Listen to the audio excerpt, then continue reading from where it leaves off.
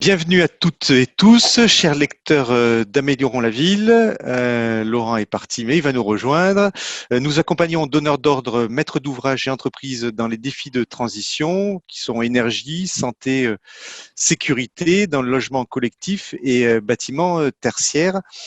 Vous êtes, chers lecteurs, notre vitamine à raison de 2 fois par semaine, 2 doses par semaine. C'est un grand plaisir. Je suis Xavier Faure, l'animateur de ce webinaire. Benjamin Thaïs, notre rédacteur, m'accompagne pendant cette conférence. Bonjour Benjamin. Bonjour.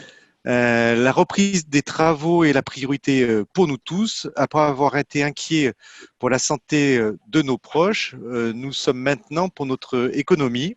Les contraintes sanitaires imposées par le Covid-19 n'aident pas cette reprise, mais là, je ne vous apprends rien, tant il y a des mesures particulières à mettre en œuvre. Le secteur du bâtiment pourrait mieux s'en sortir en étant au cœur du plan de relance prévu pour la rentrée de septembre avec les milliards qui nous sont annoncés encore hier. D'ailleurs, je crois l'Europe a annoncé quelques 750 milliards. J'ai un rêve que ces sommes soient affectées à un plan climatique pour éviter une autre catastrophe plus lointaine, dont le traitement, celui-là est heureusement connu, à savoir décarboner nos économies et notre société. Ainsi, nous continuons à vous accompagner pour le déconfinement et la reprise des travaux avec cette série de 9 webconférences. On arrive à la fin. Vous avez été plusieurs milliers de spectateurs à nous suivre pendant ce mois de mai inédit.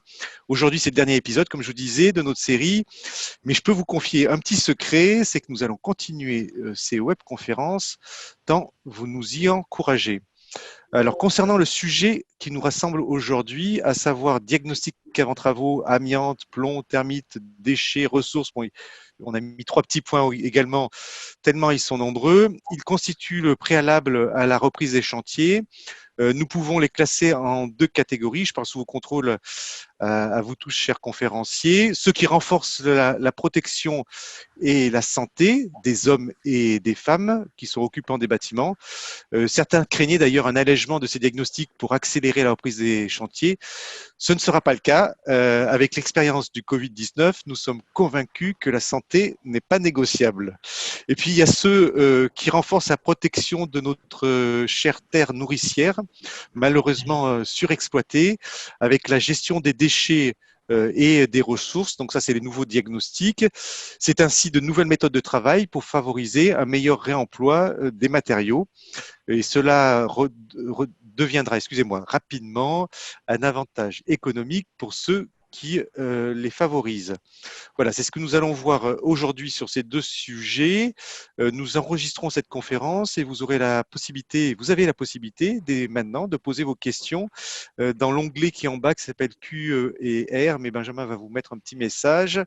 Ces questions qui seront reprises en fin de conférence. Alors j'ai assez parlé, nous allons commencer cette conférence. J'ai le plaisir d'accueillir avec moi, avec nous, Anita Romero Ario. Vous êtes expert d'assistance et conseil technique amiante à l'INRS, Institut national de recherche et de sécurité. Bonjour Anita. Bonjour, c'est ça, tout à fait. Aziz Atiek, vous êtes responsable du pôle décontamination, déconstruction, démantèlement de CETEC, Société d'études techniques et économiques. Bonjour Aziz. Bonjour à tous. Pierre Guindolet, vous êtes directeur technique chez Novaxia. Bonjour Pierre. Ah, on n'entend pas Pierre qui a son micro. Bonjour à tous. Voilà, ça marche bien quand vous êtes proche de l'ordinateur. Et Laurent Roquin, dirigeant du groupe Sodiatech, gérant et consultant amiante ING 2A, vice-président de la FIDI, la Fédération des diagnostiqueurs immobiliers, et administrateur du CIRTA, c'est le syndicat des entreprises de traitement de l'amiante. Bonjour Laurent. Bonjour à tous. Voilà. Et nous allons commencer alors cette conférence juste pour vous donner le programme. Ça dure 1 heure, donc on est très précis sur le temps que vous nous accordez. On vous en remercie. On va commencer donc par une présentation de Laurent qui va durer environ 15-20 minutes, qui va venir fixer ce sujet. Ensuite, on aura un débat entre nous tous qui durera à peu près une vingtaine de minutes et puis le temps restant, ça sera pour les questions-réponses du public. Voilà. Laurent, donc on va partager ton écran. Alors, pour lancer cette présentation qui nous servira de base à nos débats. Ah ben c'est parfait. c'est bon? Voilà, donc Laurent, c'est à toi. Je te mets en vedette, ça c'est une fonctionnalité que j'ai dans cette application. On te laisse avancer et nous on est tous là et on discute de tout cela après. Parfait. Eh bien, bonjour à tous. Donc, je vais vous présenter le panel, le panorama des diagnostics avant travaux. On pourra échanger au cours de cette présentation sur les bonnes pratiques que l'on peut adopter. Alors, je me présente rapidement. Je suis dirigeant fondateur du groupe Sodiatech. Nous sommes dans notre 20e année d'exercice et nous exerçons 3 métiers. Les diagnostics avant et après travaux, les diagnostics vente et location. Et puis, nous avons déployé une activité de conseil, d'assistance à maîtrise d'ouvrage et de formation amiante sous section 4 via notre filiale ING2A. Donc, nous sommes 30 collaborateurs implantés en Île-de-France, en région centre et en région PACA. Et donc, nous avons déployé en fait notre structure suivant 3 valeurs, les valeurs d'altérité, de convivialité et de professionnalisme, sachant que la convivialité et le professionnalisme peuvent très largement cohabiter. Et voilà. Donc j'ai une activité de syndicale puisque je suis vice-président de la FIDI, qui est la Fédération interprofessionnelle du diagnostic immobilier. J'en suis d'ailleurs administrateur depuis la fondation, la création de la FIDI, et je pilote le groupe de travail amiante et plomb. Par ailleurs, je suis également administrateur suppléant du syndicat du retrait du traitement de l'amiante et des autres polluants, le CIRTA. Voilà. Donc cet investissement syndical, il est au service de la filière. Ça permet de créer du lien avec les différents acteurs, voilà, de servir la filière et puis de défendre les intérêts de notre belle profession. Alors, je vous propose dans cette présentation, eh bien, évidemment, de commencer par l'intégration du risque Covid-19, puisque la crise sanitaire a eu un impact fort sur la reprise de notre activité. Et puis, du coup, nous allons aborder le panel. Alors, je vais essayer d'être succinct. Donc, le panel des diagnostics avant travaux qui sont donc les repérages amiante avant travaux, avant démolition, le diagnostic plomb, le diagnostic thermite, le diagnostic déchets, le diagnostic ressources, et puis on pourra aborder en fait les enjeux pour la filière et voir les bonnes pratiques et les retours d'expérience. Alors, intégration du risque Covid-19. Évidemment, cette crise sanitaire, nous avons été à l'arrêt, évidemment, comme la plupart des activités en France. Et nous avons dû, pour pouvoir reprendre l'activité, renforcer les mesures de prévention préalables. Alors, je vais faire un petit rappel du plan d'intervention qui est nécessaire avant toute mission. C'est ce plan d'intervention, on va échanger avec le donneur d'ordre, définir les contraintes et les moyens d'accès aux locaux, voir si du coup les locaux sont occupés ou s'il y a de la coactivité, essayer d'aborder une logique de visite des locaux. Et puis, dans le cadre en fait de ce plan d'intervention, ça sera l'anticipation des investigations avec les corps d'État complémentaires. On est souvent amené à travailler avec des étancheurs, des façadiers, des maçons, des pelleteurs, des ascensoristes. On peut être amené aussi à piloter une nacelle pour les conditions d'accès. Et tout ça, c'est pas simple à gérer. Il faut bien définir qui fait quoi. Il faut clarifier avec le donneur d'ordre la mise à disposition des moyens. Alors, ce plan d'intervention, c'est un préalable. Il va amener le plan de prévention qui, pour le coup, pour intégrer le risque Covid-19, est obligatoire. Il va falloir co-signer avec le client, le donneur d'ordre et le diagnostiqueur le document qui permet l'évaluation du risque, enfin qui aide à l'évaluation des risques de transmission du virus. Donc, dans ces documents, on va rappeler les gestes barrières et puis, du coup, on va anticiper et éviter la coactivité. Ce plan de prévention, il a pu être possible grâce au guide en fait, de préconisation des activités de la filière du diagnostic immobilier.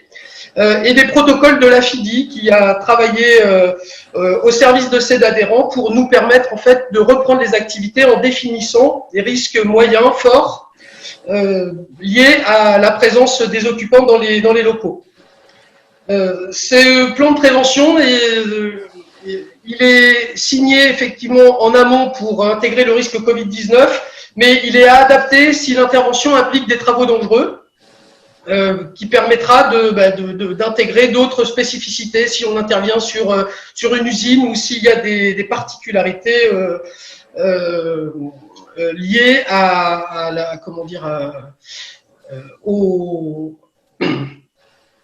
l'intervention.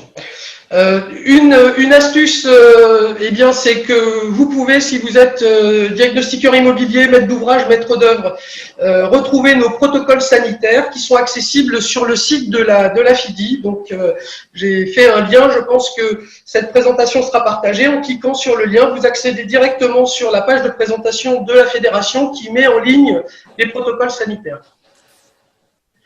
J'ai du coup dans cette présentation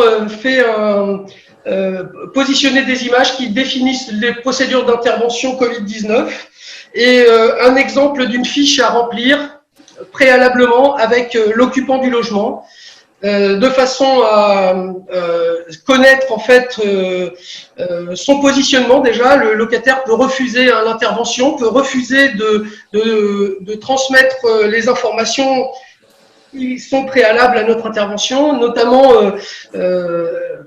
est-ce que l'occupant présente des signes de maladie ou côtoie des personnes à risque, accepte-t-il de respecter les gestes barrières, la distanciation physique, voilà. Donc ce préalable permet en toute sécurité pour nos opérateurs et pour les occupants de préparer l'intervention. Bien, voilà, donc cependant, le risque Covid-19 est un préalable, certes, mais nous devons en fait pouvoir continuer nos investigations et nous sommes le premier maillon de la chaîne pour la filière de l'amiante, pour la filière du plomb, et les repérages avant travaux sont nécessaires et doivent continuer. Alors, je vous fais un petit panorama. Donc, je vais vous présenter le repérage amiante avant travaux et démolition. Cadre réglementaire et normatif. Alors, le repérage amiante avant démolition s'inscrit dans le Code de la santé publique. C'est le décret du 3 juin 2011 qui précise les modalités de réalisation de la mission, avec un arrêté qui était attendu et qui est sorti en juin 2013 qui définit les conditions du repérage. Dans le Code de la santé publique, nous connaissions le diagnostic amiante avant démolition. Il y avait pendant quelques années une difficulté à cadrer le repérage amiante avant travaux, qui s'inscrivait en fait dans les principes généraux de prévention liés au décret du 4 mai 2012, mais il n'était pas clairement indiqué qu'il fallait faire un repérage amiante avant travaux dans le bâtiment. Ça a été précisé par le décret du 9 mai 2017 qui a défini et précisé les principes généraux de prévention en prévoyant le repérage avant certaines opérations, notamment dans le bâtiment. Qui a été finalisé par l'arrêté du 16 juillet 2019 qui définit le repérage avant certaines opérations dans les immeubles bâtis et fixe enfin définitivement les modalités pour intervenir. Il définit le rôle de l'opérateur de repérage, le rôle du donneur d'ordre et donc fait référence à la norme 46020 qui était notre document, le consensus élaboré par les professionnels, qui définit le contenu, la méthodologie et les modalités de réalisation de la mission de repérage. Donc cette norme est citée par l'arrêté du 16 juillet et elle est réputée satisfaire aux exigences réglementaires. Alors, petit zoom sur le repérage amiante. Donc le repérage, il est adapté à la nature de l'opération, à son périmètre, et il est suivant un programme détaillé des travaux qui anticipe également le phasage éventuel. On sait qu'un programme de travaux, il peut évoluer dans le temps, il peut être par étapes précisé, Et donc, l'arrêté du 16 juillet eh bien, précise que nous devons anticiper les phases éventuelles du programme des travaux. Alors, les obligations de l'opérateur de repérage. Pour pouvoir exercer, l'opérateur de repérage avant travaux doit être certifié amiante mention à partir du 1er juillet 2020. Nous attendions possiblement un report de cette date suite à la crise sanitaire. Malheureusement, ça a été maintenu et confirmé. C'est bien au 1er juillet 2020 que l'opérateur de repérage devra être détenteur de cette certification pour pouvoir exercer. L'opérateur, il détermine le périmètre de son intervention et le programme de repérage. C'est lui qui définit les sondages, qui définit les zones présentant des similitudes d'ouvrage, il fixe sa stratégie d'échantillonnage et puis envoie ses échantillons au laboratoire pour analyse. Une fois que l'analyse confirme la présence d'amiante, eh bien, l'opérateur de repérage retourne sur place, finalise sa cartographie et estime la quantité des matériaux et produits contenant de l'amiante. C'est la grande nouveauté en fait de l'arrêté avant travaux. Cette quantité des matériaux et produits contenant de l'amiante est évaluée en mètres linéaires, en unités, en mètres carrés. Il ne faut pas confondre en fait les quantités de matériaux et produits contenant de l'amiante et les quantités de déchets. C'est bien une spécification différente qui s'approchera pour le coup dans le diagnostic déchets que l'on va aborder sur un slide suivant. Donc le donneur d'ordre, il communique la liste des immeubles évidemment concernés, le programme détaillé des travaux, les plans mis à jour, la documentation technique existante des anciens repérages, le dossier technique amiante. Et son rôle, donc, c'est de permettre l'accès à l'ensemble des locaux, de fournir les moyens pour accéder en sécurité aux matériaux, et puis d'informer les occupants et les exploitants des locaux concernés. Le donneur d'ordre fait mettre à jour la mission et les rapports. S'il y a une modification du programme des travaux, il faut bien y penser. Hein. Quand on intervient sur une opération à un instant T, eh bien, un an après, le programme des travaux, il a peut-être évolué. Il faut penser à mettre à jour la mission. Et par ailleurs, on peut être amené à émettre des réserves ou avoir des investigations complémentaires à faire. En ce cas-là, du coup, il va y avoir un pré-rapport. Et donc, il faut penser à finaliser la mission. Donc voilà, cette petite note pour indiquer que c'est important de bien anticiper la phase du programme des travaux, ses modifications et de mettre à jour les rapports le cas échéant. Bien, on va passer au plomb avant travaux. Le diagnostic plomb, il est connu pour les ventes dans le Code de la santé publique depuis quelques années, mais il n'est pas applicable dans le cadre des repérages avant travaux. Le repérage avant travaux n'a pas encore de cadre réglementaire et normatif, mais le plomb est un composant, est cancérigène, mutagène, reprotoxique. Il est reprotoxique, plus exactement. Et dans ce cadre-là, il doit y avoir une évaluation des risques avant travaux qui doit être faite, notamment pour respecter la valeur limite d'exposition professionnelle et la valeur limite biologique.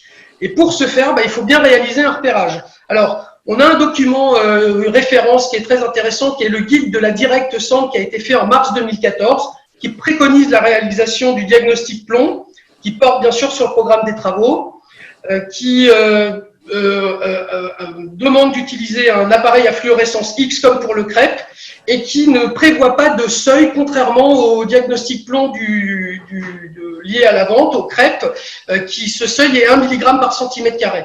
Donc là, il n'y a pas de seuil. En fait, ça sera au donneur d'ordre et à l'entreprise de faire son évaluation des risques en fonction des tableaux de mesures qui seront fournis par l'opérateur de repérage. On recommande de faire appel à un opérateur certifié. Et puis, je vous ai fait un petit rappel pour préciser quelques dates clés. La Céruse était mise en œuvre dans les pièces humides avant 1949. On retrouve dans le bâtiment également des feuilles de plomb et on retrouve des miniums jusqu'en 1993 dans le bâtiment. Il y a un projet de norme qui est presque abouti, qui définit le contenu, la méthodologie et les modalités de réalisation des repérages du plomb avant travaux. Une enquête publique va arriver sous peu et la prévision de publication, c'est fin 2020. C'est une norme qui est assez attendue et sur laquelle on pourra s'appuyer pour formaliser nos repérages plomb avant travaux. Bien, je vous parle rapidement des termites. Il n'y a pas d'obligation avant travaux, mais c'est un diagnostic qui est conseillé en zone définie par arrêté municipal ou préfectoral. En fait, le cadre de la lutte contre les termites qui s'inscrit dans le Code de la construction et de l'habitation prévoit de protéger l'acquéreur, d'éviter la propagation des termites et de réduire les zones de diffusion. L'objectif, c'est de protéger le vendeur d'un éventuel recours de l'acquéreur et donc il est prévu un état relatif à la présence de termites dans le bâtiment pour les ventes. Il faut savoir que quand il y a une présence de termites, il y a une obligation de déclaration en mairie et qu'en cas de démolition totale ou partielle d'un bâtiment dans une zone à risque, les matériaux et les bois contaminés doivent être incinérés sur place ou traités avant transport si jamais il y a une destruction. Si jamais la destruction par incinération n'est pas possible. Voilà, donc le rapport, en fait, l'état des risques liés à la présence de termites dans un bâtiment va identifier les indices d'infestation ou la présence de termites. Il identifiera dans les constatations diverses les éventuels parasites du bois, les champignons linivores, les insectes à larves xylophages. Et le fait d'avoir ces informations peut avoir un intérêt sur le recyclage.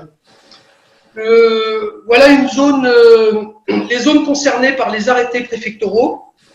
On retrouve ces cartes et ces informations sur le site l'Observatoire national des termites et le lien figure sur la slide si vous voulez préciser, définir les zones. Alors, le diagnostic portant sur la gestion des déchets issus de la démolition. Donc, il y a une obligation de faire un diagnostic déchets. Depuis le 31 mai 2011, un décret a fixé son obligation réglementaire précisée par l'arrêté de décembre 2011 qui a défini le contenu et la méthodologie de réalisation de ce diagnostic déchets. Il doit être en fait réalisé avant le permis de démolir et avant du coup l'acceptation des devis ou la passation du marché pour être communiqué aux entreprises. Il est obligatoire pour les bâtiments dont la surface plancher est supérieure à 1000 m² ou pour les bâtiments, l'activité agricole, industrielle et commerciale qui ont soit fabriqué, utilisé ou mis en œuvre une substance dangereuse. L'objectif de ce diagnostic déchets, c'est de fournir la nature, la quantité, la localisation des matériaux, des produits de construction et des équipements constitutifs du bâtiment. On va préciser dans ce rapport les déchets résiduels qui sont issus de l'usage ou de l'occupation des bâtiments. Le rapport va indiquer les possibilités de réemploi des matériaux sur site, identifier les filières de valorisation ou d'élimination des déchets.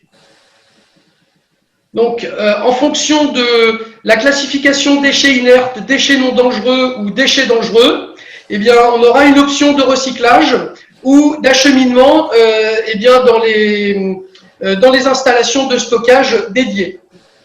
Évidemment, le diagnostic des déchets issus de la démolition, il va s'appuyer sur des diagnostics connexes, le repérage amiante avant travaux ou avant démolition, le diagnostic pollution des sols, notamment dans le cadre des installations classées pour la protection de l'environnement, le diagnostic pyrotechnique pour les friches militaires, les diagnostics plomb avant travaux, les diagnostics termites ou états parasitaires, et puis éventuellement les recherches de substances dangereuses en fonction de l'activité des locaux.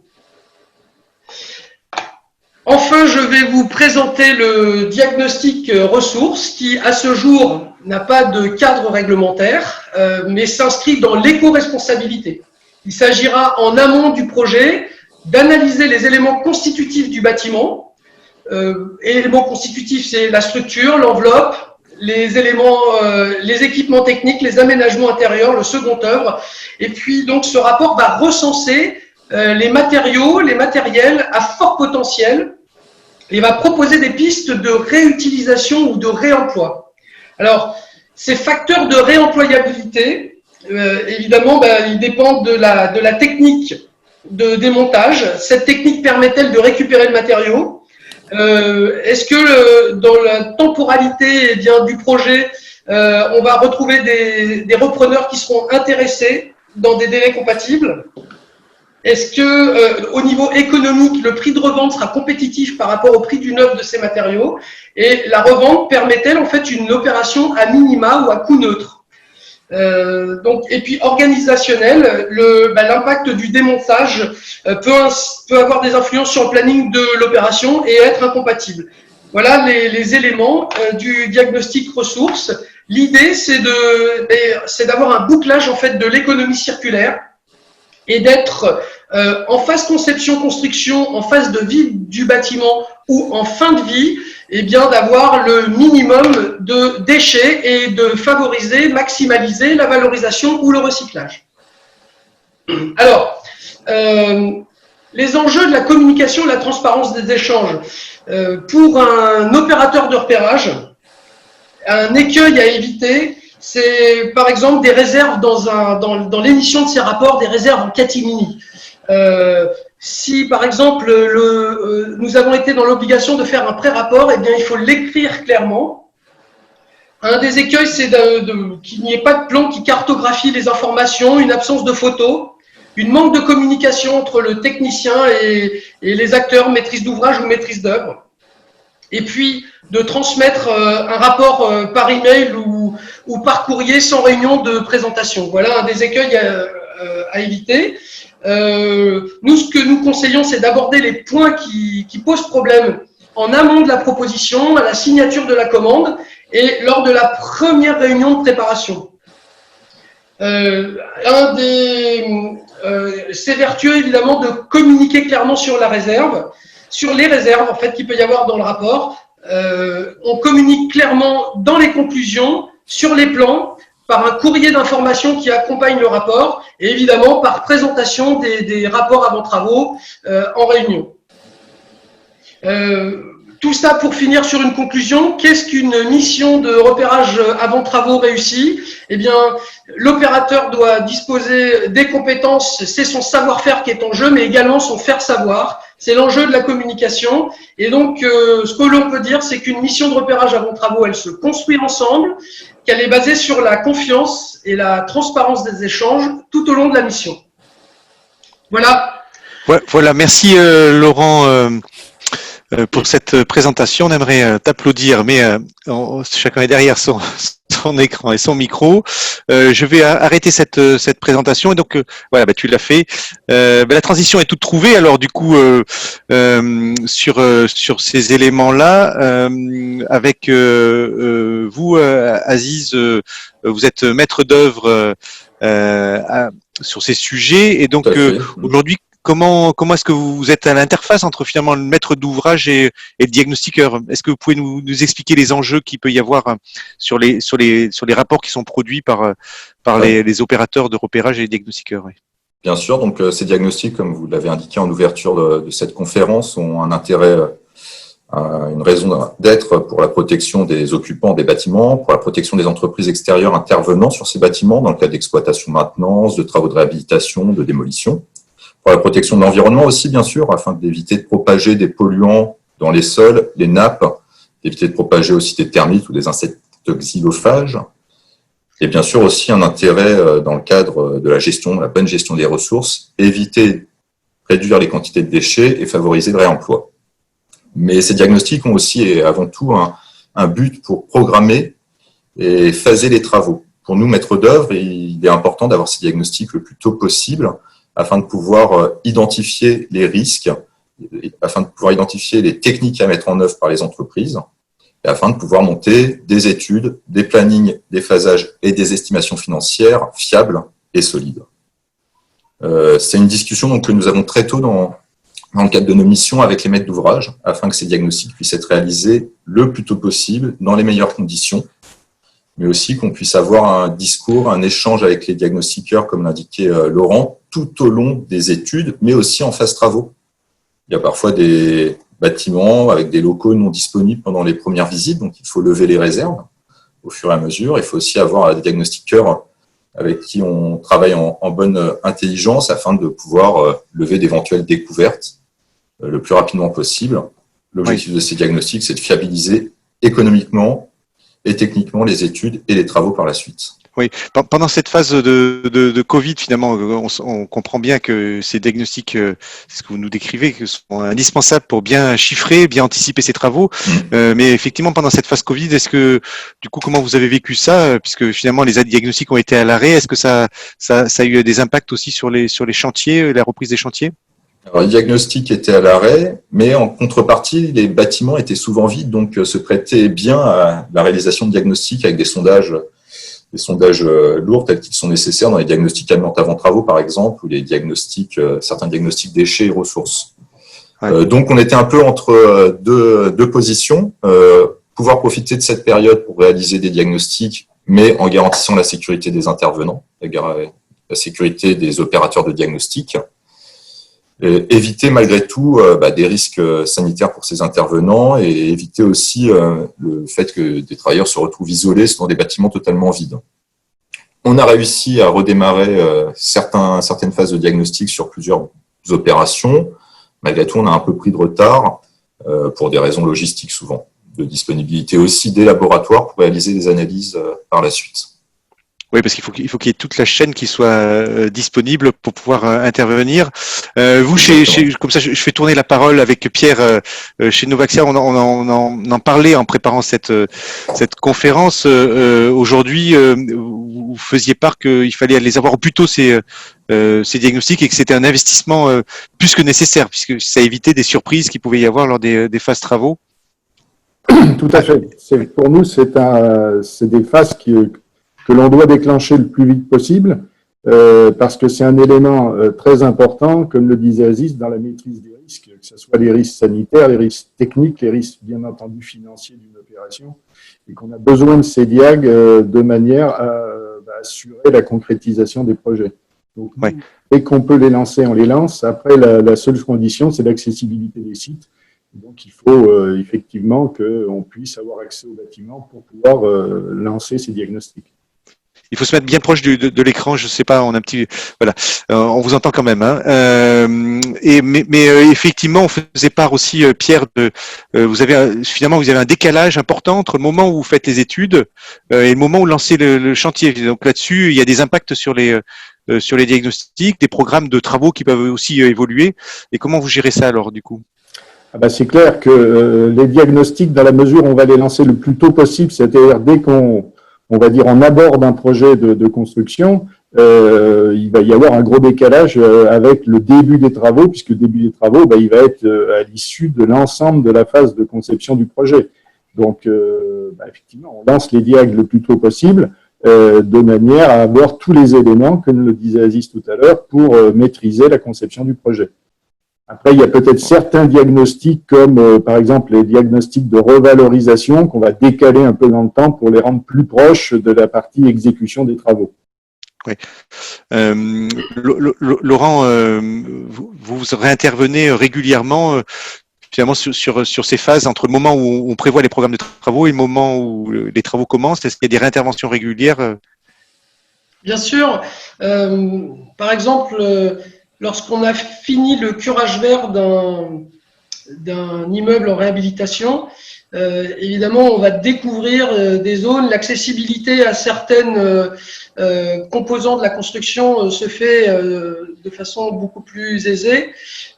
Et donc, c'est l'occasion de faire des missions complémentaires. Par ailleurs, le programme des travaux, il peut évoluer. Hein. On va, en découvrant de l'amiante sur une première phase de travaux, on va peut-être décider d'avoir une stratégie d'évitement. Auquel cas, bien du coup, on va décaler un petit peu notre programme des travaux et il faudra organiser une mission complémentaire. Oui. Justement, là, tu me fais la transition pour Anita Romero Ario. Anita, il faut ouvrir votre micro. Alors, on en discutait en préalable, vous aviez mis des petites fiches derrière vous. Oui. On parlait des diagnostics, mais aussi il y a aussi ce dont vous me faisiez part, c'est qu'il fallait bien identifier les déchets, parce qu'après toute la filière derrière de recyclage, c'est pas du tout la même, et c'est très important de ne pas se tromper. Et parce que si on se trompe, il peut y avoir des enjeux importants. D'ailleurs, Pierre, vous en parliez aussi, on va y revenir. Oui, alors j'ai pas fait de petite présentation, mais Oui. j'ai quand même préparé une petite, un petit exposé en ce qui concerne justement l'importance de ces diagnostics avant travaux du point de vue de la santé et de la sécurité des travailleurs. Qui revêtent effectivement une importance capitale en matière de prévention des expositions des travailleurs aux polluants que les matériaux peuvent contenir. Et ça, c'est sur toute la chaîne des travaux ainsi que sur toute la chaîne de gestion des déchets et des ressources qui peuvent résulter en fait de la démolition des bâtiments et des travaux publics.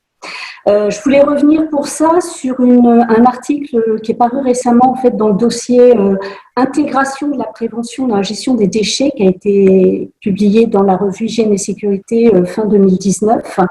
C'est un article qui est intitulé Économie circulaire, déchets du BTP et risques chimiques. Et il porte en fait sur l'exploitation des bases de données de l'INRS relatives à l'exposition des travailleurs à des agents chimiques.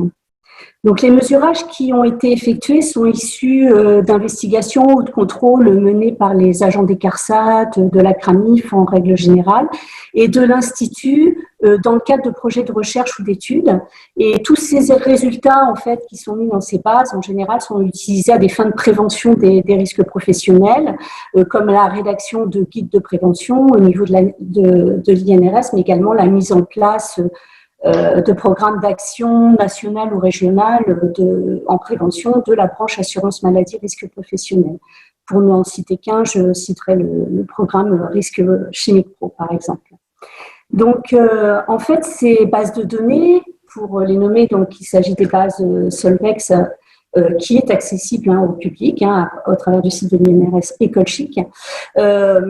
On a regardé en fait plus particulièrement les secteurs générateurs de déchets du BTP, comme la démolition, mais comme la construction de routes ou la construction de bâtiments, qui va être aussi génératrice de déchets, parce qu'en fait ces bases étaient suffisamment alimentées en données pour pouvoir être exploitées dans ces secteurs-là. Donc il y a un enjeu particulièrement important en raison d'une part des tonnages considérables en fait de déchets du BTP générés par ces activités. C'était 227 millions de tonnes en 2014, dont 19% étaient du bâtiment et 81% donc des travaux publics. Donc, c'est le plus gros contributeur de déchets.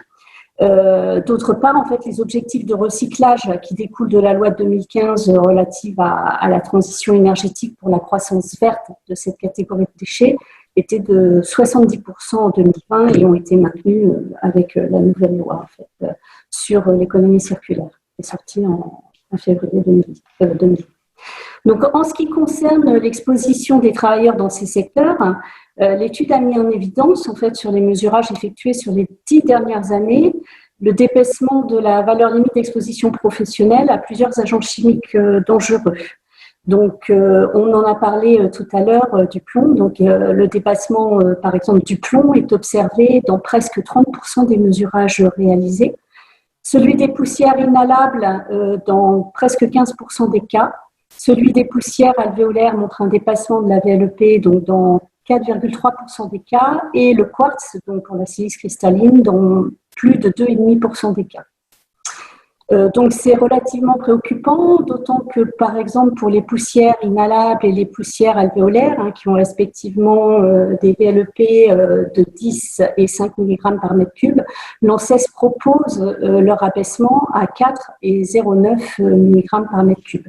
Donc ce qui entraînerait des dépassements bien entendu de VLEP encore plus importants, d'où la nécessité de mettre en œuvre des mesures de prévention. Donc, il faut savoir qu'à lui seul, le plomb cumule 8 effets toxiques, comme on a parlé tout à l'heure, M. Roquin. Donc, il y a effectivement le cancer, mais également l'atteinte donc, du système nerveux central et du système nerveux périphérique, les atteintes rénales, les atteintes du système reproducteur mâle. Il faut noter que l'INSEE montre que 89% des travailleurs du secteur de la construction en 2014 étaient des hommes, donc c'est préoccupant pour eux. Et l'altération donc, du transport de l'oxygène, les effets tératogènes, les atteintes embryonnaires et fétales. Et donc, parmi les 16 polluants détectés, il y en a 9 d'entre eux qui sont des agents cancérogènes. Donc, le plomb, comme on l'a vu, mais également le quartz, la cristobalite, le nickel, le titane, le chrome hexavalent, le beryllium et l'amiante. Donc, en effet, si certains matériaux contiennent des substances dangereuses, comme l'amiante par exemple, qui est un agent cancérogène sans effet de seuil, et qui ne sont pas correctement repérés et identifiés préalablement, ils pourront potentiellement se retrouver dans la chaîne du recyclage et donc être ultérieurement à nouveau transformés, puis remis en œuvre pour une utilisation en matériaux de bâtiment ou de travaux publics, comme les granulats issus des déchets inertes du BTP par exemple. Ouais. Il convient de rappeler quand même qu'il y a eu en 2018 2889 maladies professionnelles dues à l'amiante, reconnues au titre des tableaux de maladies professionnelles du régime général de la sécurité sociale, dont 1424 cancers, c'est 79% des cancers professionnels reconnus. Donc, toujours au titre du régime général, presque 84% des maladies professionnelles reconnues qui conduisent au décès de la personne sont attribuables à des maladies consécutives à des expositions à l'amiante. Donc, le coût des réparations est extrêmement élevé. Il s'élève à plus de 2 milliards d'euros par an en prenant en compte l'ensemble des dispositifs, le FIVA, la CATA et puis le système de réparation forfaitaire au titre des tableaux de maladies professionnelles. Ouais. Ouais. Alors, en fait, je vous laisse terminer, mais allez-y, c'est passionnant parce que vous nous donnez des chiffres et des. Oui, j'en ai pas pour très longtemps, mais bon, donc depuis le décret d'interdiction de l'amiante, au titre de la protection des travailleurs et de la population générale, donc le décret de 96, donc la remise en œuvre, donc même involontaire en fait de ces fibres d'amiante pourrait conduire à de nouvelles expositions des travailleurs. Elles pourront également avoir lieu donc lorsque les mesures de transformation ou de réparation qui seront réalisées sur ces matériaux une fois mis en place, puisque la traçabilité n'est plus assurée dès lors qu'on remet dans le circuit ces matériaux non identifiés. Et d'un autre côté, si le matériau n'est pas voué à être recyclé et que la substance dangereuse qu'il contient n'a pas été identifiée, donc il est voué à son abandon, il devient un déchet. Donc il peut être orienté vers une filière non autorisée à accepter ce type de déchets, exposer l'exploitant de l'installation à des non-conformités au regard de son arrêté d'exploitation. Mais en plus du risque environnemental et juridique qui sont encourus, la mauvaise orientation du déchet, elle peut surtout conduire à des expositions non intentionnelles par contact et par inhalation du personnel opérationnel sur le site. En effet, l'opérateur, il ne sera pas protégé de manière adéquate s'il n'est pas censé recevoir ce type de déchets. Donc, l'inhalation de poussière, que ce soit la silice ou l'amiante, c'est le même combat, elle peut avoir lieu au moment de la vérification de l'agent, par l'agent de la déchetterie, en fait, lors du déchargement des déchets dans les alvéoles, mais également au niveau des chaînes de tri ou encore dans les casiers de stockage, y compris par les conducteurs d'engins, s'ils n'ont pas de cabine correctement équipée de dispositifs de filtration, par exemple, pour la pressurisation des cabines. Oui. Donc, le guide que je montre derrière, donc le guide INRS ED 6028 a été récemment révisé. Donc, il propose l'ensemble des mesures de prévention pour ces installations qui traitent les déchets d'amiante. Mais par ailleurs, les professionnels au sein de la FNAD et FEDEREC, en fait, sont conscients de la réalité sur le terrain et du risque accidentel d'apport de déchets contenant de l'amiante dans les installations qui ne sont pas autorisées à en recevoir. Donc, ces risques existent en raison notamment de repérages qui peuvent être mal faits, qui ne sont pas faits ou encore ignorés par certains donneurs d'ordre, malgré les évolutions réglementaires récentes en matière de repérage de l'amiante avant travaux pris au titre du Code du travail. Donc, réunis avec l'appui de la CRAMIF et de l'INRS, ces professionnels ont rédigé 2 guides de bonnes pratiques qui seront prochainement publiés sur le site de la FNAD. Le premier est à destination des exploitations de déchetterie et des points de collecte de déchets du BTP, et le second à ceux des centres de tri, transit, regroupement des déchets non dangereux du BTP. Ils apporteront des réponses concrètes de prévention aux exploitants pour gérer les situations accidentelles d'apport de déchets contenant de l'amiante. Donc, pour conclure, en effet, l'enjeu de repérage avant travaux, qu'il s'agisse de l'amiante, du plomb et des diagnostics déchets avant démolition ou des diagnostics ressources, ça va bien au-delà en fait, des préoccupations environnementales et de la vision comptable de l'économie circulaire sur la disponibilité des ressources. Il est avant tout humain. Il constitue le début de la chaîne de traçabilité qui permet une gestion adaptée des matériaux devant conduire à la préservation de la santé des travailleurs concernés par toute la chaîne des travaux jusqu'au traitement des déchets du BTP. Et les donneurs d'ordre ont une grande responsabilité sur l'ensemble des risques pris à chaque étape en cas de défaillance vis-à-vis de leur obligation de repérage. Donc, les bases des dispositifs réglementaires et normatifs dans les domaines sont posées, certaines depuis de nombreuses années, d'autres sont toujours en cours d'évolution. Et au-delà encore de l'enjeu de santé au travail, il s'agit bien d'un enjeu de santé publique. In fine, on est tous concernés puisqu'on peut être amené, bien entendu, à réutiliser des matériaux qui auraient suivi une filière de déchets, de recyclage, de ressources, etc. Voilà. Merci d'avoir figé et fixé ces éléments parce que finalement le nombre est important, les chiffres sont importants parce qu'on voit qu'il y a beaucoup de personnes qui sont contaminées et je rebondis là-dessus sur ce que vous disiez sur le risque qu'il y a de mal identifier les déchets. C'est Pierre Guindolet chez Novaxia, vous en faisiez part, c'est qu'effectivement le projet qui sont le plus à risque, c'est les bâtiments qui sont déjà démolis, ceux sur lesquels effectivement on aurait fait des mauvais repérages. Où on a fait des mauvais repérages, ou en tout cas les travaux préalables ont été réalisés peut-être pas dans le meilleur cadre. Et effectivement, là, on se retrouve face à des sites où on peut se retrouver face à des polluants qui n'ont pas été identifiés et qui sont difficiles à identifier dans ces cas-là. Et c'est là effectivement que potentiellement on a peut-être le plus de risques de se retrouver dans le cas qu'évoquait Madame Romero, c'est-à-dire que il y a des éléments qui partent en déchetterie sans qu'on les ait malheureusement détectés en amont. Donc c'est pour ça que les diags préalables, de toute façon, ça milite pour le fait de dire qu'il faut absolument les lancer le plus tôt possible et surtout qu'ils soient le plus exhaustifs possible, parce que pour des donneurs d'ordre comme nous, il n'y a rien de plus désagréable que de faire des découvertes derrière, d'abord parce qu'effectivement, ça a des risques sanitaires, bien entendu, derrière tout ça, mais bien entendu, il y a aussi des risques économiques et une cartographie qui est mal réalisée au départ, elle va être néfaste dans tous les thèmes. Oui. Aziz, pour ces textes, finalement, vous, comme vous êtes interface entre les opérateurs de repérage, les diagnostiqueurs et aussi les maîtres d'ouvrage et les donneurs d'ordre, est-ce que finalement les donneurs d'ordre sont bien sensibilisés bon, je ne parle pas de Pierre pour Novaxia parce que vous l'êtes apparemment, et même carrément, mais est-ce que finalement les autres donneurs d'ordre sont sensibilisés de cette nécessité d'investir pour protéger la santé de tous ? Alors, de plus en plus, mais malgré tout, on a très souvent des discussions lors de la sélection, lorsqu'on accompagne nos donneurs d'ordre sur la sélection des diagnostiqueurs, des discussions sur l'impact économique à très court terme de ces diagnostics. C'est vrai que ça coûte de l'argent de faire des bons diagnostics, de réaliser le nombre de prélèvements suffisant, les analyses suffisantes, et on essaye toujours de conseiller à nos maîtres d'ouvrage de les réaliser le plus exhaustif et le plus largement possible. Pour cela aussi, ça nécessite souvent des interventions en plusieurs phases des diagnostiqueurs, en milieu occupé, dans un premier temps pour préparer les interventions, puis sur des horaires décalés parfois pour réaliser des diagnostics, des sondages destructifs en l'absence d'occupants.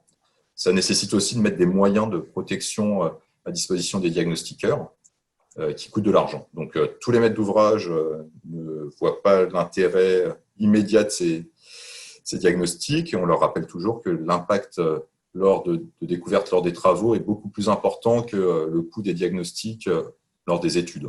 Oui. On peut aussi rappeler que de l'amiante, du plomb, des déchets cancérogènes, mutagènes, des matériaux cancérogènes, mutagènes, reprotoxiques, il y en a énormément de secteurs. Nous, on est intervenu sur des opérations de démontage d'écluses et on avait de l'amiante et du plomb sur les vantaux, les portes des écluses. Donc voilà, de l'amiante et du plomb, et d'autres cancérogènes, mutagènes, reprotoxiques, il faut toujours se poser la question, quel que soit le projet. C'est incroyable, Laurent, avec le constat que vous faisiez à Anita du plomb et de la dangerosité du plomb, vous nous avez fait peur parce que vous avez listé tous les risques qui sont associés et il le fallait. Est-ce que aujourd'hui le métier du diagnostiqueur évolue aussi parce que finalement il est face à de nombreux, avec les diag déchets, à de nombreux risques et donc concrètement comment vous faites et vous arrivez à avoir ces multi-compétences, ces multi-casquettes? Oui, alors, J'ai souvent tendance à dire que le métier de diagnostiqueur, dans le cadre de son activité avant travaux, s'inscrit dans l'ingénierie du repérage. On a recours et on a à des opérateurs qui sont des techniciens supérieurs du bâtiment, Bac+2 minimum bâtiment, mais dès lors où les compétences type d'ingénierie sont particulièrement pertinentes pour interfacer avec des acteurs, des maîtres d'œuvre, avec des coordonnateurs SPS qui sont capables d'animer des réunions de chantier, d'expliquer les problématiques, de gérer les phasages, de gérer les indices de rapport. Donc ça demande certes des opérateurs certifiés à amiante mention, mais ça demande aussi des opérateurs qui maîtrisent bien les différents acteurs du bâtiment et qui soient capables aussi d'interfacer différents corps d'État, comme on l'évoquait tout à l'heure. Voilà, donc c'est une profession qui demande de l'expérience, qui demande un accompagnement et une formation interne à l'entreprise pour faire en sorte que eh bien la typicité de ces phasages de repérage soit facilement utilisable, cartographié de façon claire et voilà, et qu'on ait une transparence des échanges et une maîtrise de la communication. Oui, on est à l'ingénierie, presque à l'interface de la recherche sur le chantier pour rechercher ces agents pathogènes qu'il y a. Je voulais vous amener sur un autre sujet parce que le temps court, qui était celui du réemploi. On en parlait, Pierre, du réemploi chez Novaxia, parce que Laurent faisait un préalable sur cette présentation en disant le réemploi, il n'y a pas d'obligation encore sur le réemploi des diagnostics ressources. Et le réemploi des matériaux. Aujourd'hui, vous nous faisiez part qu'il y avait quand même de nouvelles manières de passer les marchés et que petit à petit, on arriverait à trouver un équilibre économique à ces diagnostics ressources et ces réemplois de ces matériaux. D'abord, pour moi, le réemploi ou le recyclage, on va dire, des matériaux de déconstruction, c'est vraiment de l'éco-responsabilité. Donc, c'est vrai que c'est une tendance vers laquelle il faut absolument qu'on avance. Aujourd'hui, il y a des projets qui se font dans ce cadre-là. Certes, on va dire l'équilibre économique est peut-être encore pas complètement facile à réaliser aujourd'hui. Mais ce qu'on peut noter, c'est que les pratiques, on va dire, de travaux au niveau du déshabillage des bâtiments et plutôt dans des techniques de déconstruction et de démontage plutôt que dans des techniques de démolition classique. C'est des techniques qui sont en train d'évoluer aujourd'hui chez les partenaires qu'on peut avoir au niveau des entreprises. Et je pense que au fil des mois et des années à venir, tout ça va évoluer et petit à petit, c'est quelque chose qui va petit à petit rentrer dans la norme. Les filières de recyclage, elles aussi, elles commencent à se développer. Il y a de plus en plus de startups qui proposent des solutions de réemploi ou de recyclage. Donc, tout ça va continuer d'évoluer et va être de plus en plus vertueux. Effectivement. Juste comme vous en parliez, il y a des nouvelles méthodes de travail aussi, Aziz, sur les chantiers. Lié au Covid, parce que comme disait Laurent, c'est qu'effectivement la nécessaire coordination des acteurs, la nécessaire discussion entre les acteurs pour faire ces repérages et ces diagnostics et qu'ils soient bien exhaustifs de manière à ce qu'on n'ait pas trop de risques, comme le souligne Anita, nécessite. Maintenant, il y a des nouvelles méthodes de travail liées au Covid. Est-ce que ça vient pas trop perturber les travaux que vous pourriez faire sur les chantiers? Je parle des travaux des études, en tout cas, puisque vous êtes sur les études.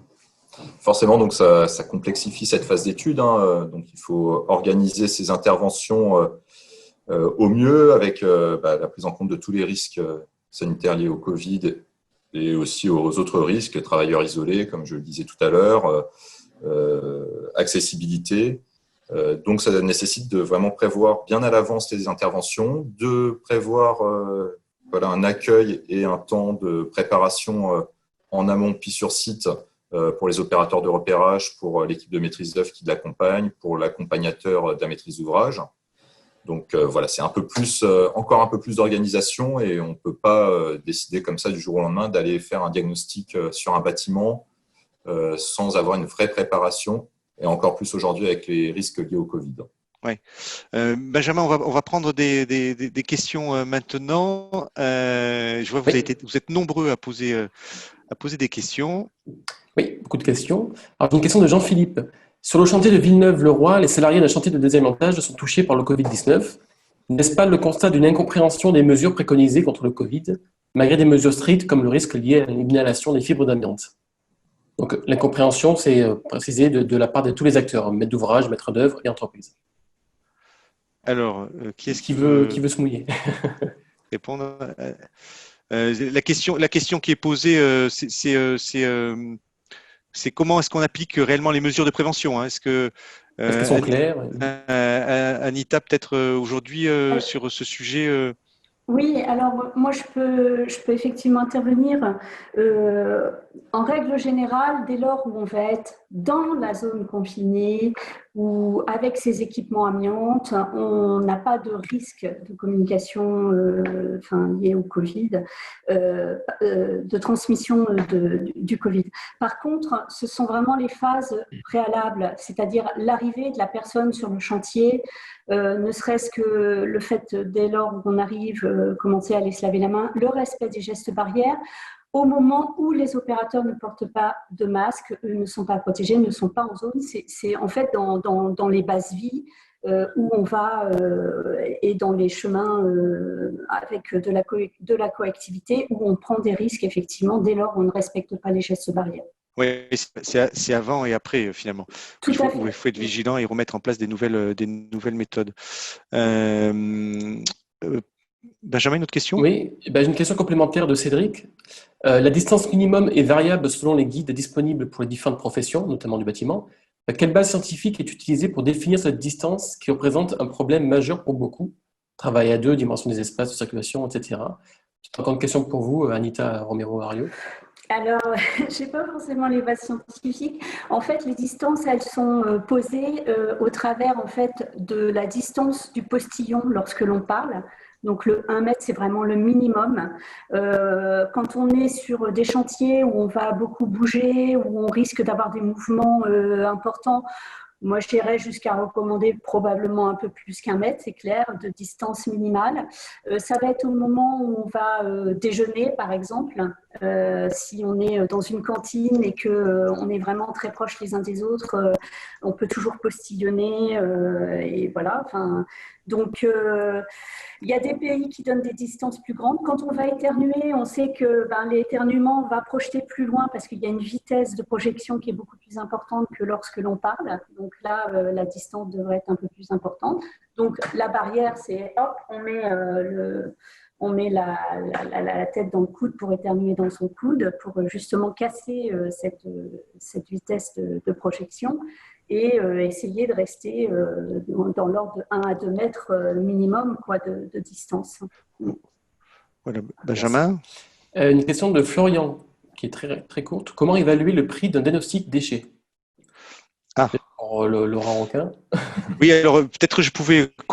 Florian avait également parlé. Je voyais, il avait une autre question qui est un peu un corollaire. C'est est-ce que ça rajoute des coûts pour le maître d'ouvrage, effectivement, et donc ça prise en compte dans ces études. Ok, est-ce qu'il veut répondre sur les sur le prix du diagnostic déchet, j'imagine que la question c'est les honoraires liés au diagnostic déchet. Si c'est ça, évidemment c'est au temps passé. Il y a les investigations sur site et puis après il y a la rédaction du rapport avec l'élaboration des tableaux, l'identification des filières de valorisation et de traitement, et puis la production du CERFA réglementaire qui reproduit en fait, puisqu'il y a une transmission à l'ADEME qui doit être faite de ces éléments. Donc voilà, donc le prix il est en fonction du temps passé. Donc sur un bâtiment de, 5000 mètres carrés, on passe à peu près 5-6 jours de prestation. Ouais. Et puis ces analyses en laboratoire, mais est-ce qu'on peut, j'imagine, hein, il y a des analyses qui sont derrière faites, Laurent. Est-ce qu'on peut, Aziz, imaginer qu'il faille généraliser, ou peut-être c'est une demande de maître d'ouvrage, ces diagnostics déchets maintenant à l'ensemble des bâtiments, parce qu'il y a finalement assez peu de bâtiments qui sont concernés. Donc, c'est les bâtiments de plus de 1000 m² de surface de plancher, les bâtiments ayant accueilli des activités agricoles ou industrielles. Donc, oui, il faut généraliser ces diagnostics déchets. Ce qui est important aussi par rapport aux coûts que vont générer ces diagnostics déchets, c'est aussi les typologies de locaux et l'occupation des locaux. Un bâtiment de bureau qui a eu un seul occupant et qui a subi des phases de réhabilitation globale durant sa vie va être plus facile à diagnostiquer qu'un bâtiment de bureau où il va y avoir une multitude de locataires différents qui vont chacun de leur côté avoir réalisé des aménagements au fur et à mesure de la vie du bâtiment. Donc ça, pour pouvoir bien identifier le coût de ce diagnostic déchet, le diagnostiqueur, il doit se déplacer sur site lors de la consultation pour pouvoir prendre connaissance de la nature des locaux, de leur éventuelle réhabilitation, modification et toutes les informations que va pouvoir donner le maître d'ouvrage toutes ces informations que va pouvoir donner le maître d'ouvrage sont très importantes pour pouvoir mieux réaliser le diagnostic et mieux identifier le temps à y passer par le diagnostiqueur. Oui, donc l'histoire. Oui. Une petite précision.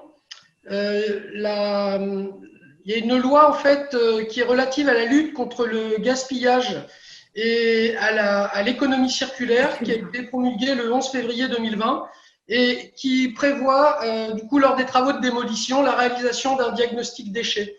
Donc on attend la mise en application et les décrets qui permettront de réaliser cette prestation, mais c'est dans l'air du temps. Et il en va de l'éco-responsabilité que nous évoquions tout à l'heure. Oui. Voilà, mais c'est dans les tuyaux. Oui, d'ailleurs, moi je peux témoigner qu'aujourd'hui, on ne se pose plus vraiment la question et qu'on déclenche pratiquement automatiquement les diagnostics déchets. Ah oui, sur tout type de bâtiment aujourd'hui, Pierre, même s'ils ne sont pas dans déjà, le cadre. Déjà, nous, c'est vrai qu'on est quand même concernés très souvent par des bâtiments qui font plus de 1000 m² dessus, mais je dirais aujourd'hui, non, je pense que ça va être quasi systématique. Y compris sur des opérations de réhabilitation. Là, pour le moment, c'était sur les démolitions et vraiment l'intérêt, c'est de généraliser aux opérations de réhabilitation lourdes. Je confirme. La réhabilitation lourde est pour moi tout aussi impactée que la démolition. Je confirme que nous sommes très souvent consultés hors cadre réglementaire pour des réhabilitations lourdes. Une dernière question, là, je vois le temps qui tourne, on a dépassé, juste, on prend une dernière question, Benjamin. Une question de Marc. Sur un terrain où existent plusieurs constructions, dont certaines à démolir, de type hangar, charpente avec ouverture fibro, faut-il une étude de leur construction ou une étude globale? Le but ici serait de faire des travaux au fur et à mesure, donc avec une temporalité assez longue. C'est une question très Oui, alors précise. la question, c'est finalement, c'est que quand j'ai un chantier qui va se suivre avec effectivement une temporalité, c'est comment le diagnostiqueur peut-être pourrait, ou le maître d'œuvre peut accompagner son client pour lui donner les bons éléments au bon moment, parce que finalement, si j'ai trop d'infos, j'arrive plus à retrouver mes petits par bâtiment. C'est ça qu'on voit souvent sur les bâtiments de logement, des démolitions dans le cadre de démolitions en rue pour le renouvellement urbain, par exemple. On va avoir deux extrêmes. On va avoir des diagnostics qui vont être faits, des diagnostics amiantes qui vont être faits à l'échelle de tout l'ensemble immobilier, ou des diagnostics qui vont être faits logement par logement. En fait, il faut que le diagnostiqueur passe dans chaque logement, dans chaque locaux, dans chaque volume. Après, on a besoin quand même d'un diagnostic par bâtiment. Ça, c'est très important pour pouvoir bien réfléchir à la globalité du projet et pouvoir réaliser des études sur la globalité du projet. Après, si on a des bâtiments qui sont voués à la démolition, d'autres à la réhabilitation, il y aura différents types de diagnostics à réaliser. Diagnostic avant travaux, diagnostic avant démolition. Oui, donc il faut être précis en fonction de ce qui va être fait. D'où l'intérêt, effectivement, ce que signalait Laurent, c'est effectivement, il y a une ingénierie aujourd'hui qui se met en place autour de ces sujets, parce que c'est des sujets qui sont complexes. Voilà, on a dépassé le temps de quelques minutes, donc on va mettre fin à cette conférence.